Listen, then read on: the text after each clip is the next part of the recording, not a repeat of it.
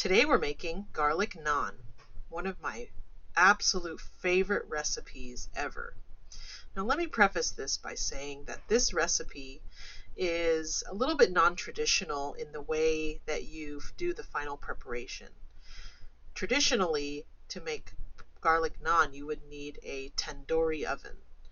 But I don't know about you, I don't have a tandoori oven at home, nor do I have one in my workplace. They are typically in a lot of traditional Indian restaurants, but for our home use or even for regular restaurant use, there are ways to be able to make garlic naan, use different cooking techniques for the final product, and it can achieve a similar result. Of course, not completely authentic, but still delicious. Let's get started. So you're going to mix all of your ingredients together, properly knead, just like you learned in the last week's bread module. And then once you're finished, you'll be able to do your poke test, and it should spring back. And once it springs back, then you're ready to let it sit and double in size. So I'm just coating it here with a little bit of neutral oil, and I will let this dough rest. Now, you want to check it about an hour in, but if you have a hot area, a pretty hot area that's humid in your household, perhaps it will be done before that. So do your best to just keep an eye on it, but ideally you just want it to double in size.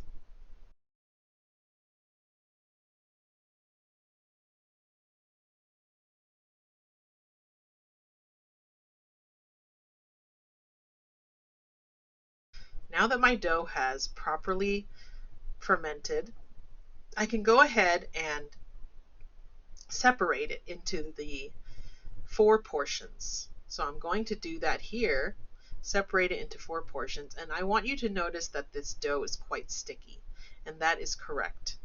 It is sticky, and therefore once it cooks later on, it'll have a beautiful fluffy texture. Fluffy, but yet a little bit chewy.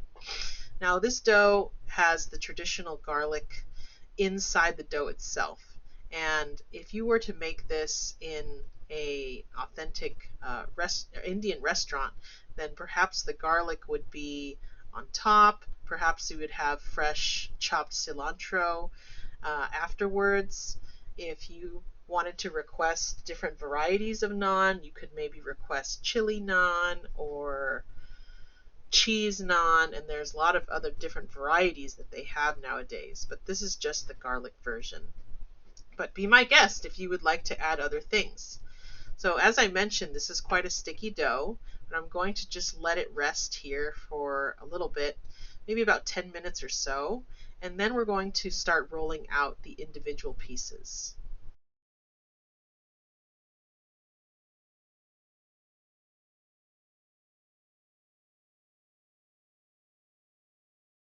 So after the dough has rested, now I have some flour sprinkled on my cutting board, and I will be rolling each one out. You want to roll each one out about 1/8 of an inch thick. And that way, if you have it too thick, then when you're doing your pan fry for it later on, it might not cook all the way through. The goal is to make sure that your garlic naan piece is fully cooked doing this pan fry method. Now, if you do them thicker, of course, after you pan fry them, you could pop them in the oven at 375 for a few minutes to finish cooking. But ideally, you want to have that all finished on the fry pan.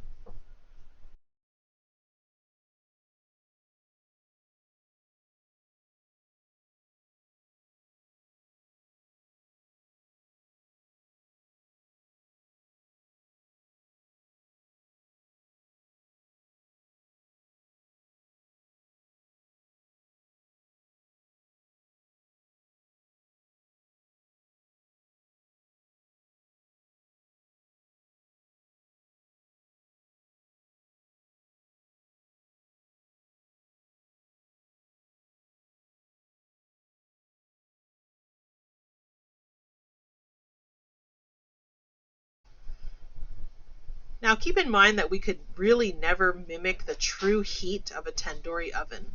which can get up to about 800 to 900 degrees Fahrenheit, and that's why it cooks so quickly. But we're going to try to get this pan as hot as possible, so medium-high heat. You don't want the oil to be smoking because then you'll end up burning your dough. And there is a little bit of that sugar in there, so we don't want it to caramelize too much so that it burns. So we have a little bit of neutral oil, and then once you're ready, that gets nice and hot, then we're going to pan fry your garlic naan on both sides.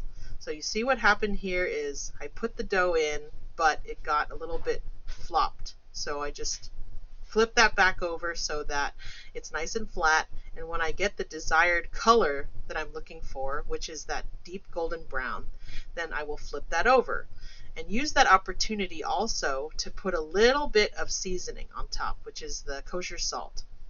And what happens is as soon as it browns and you put that seasoning, it will adhere to the dough. If you wait too long and season it later, then it will not stick to it. So this is taking a little bit of time now, and now we're going to flip it, and you'll see the color on the other side.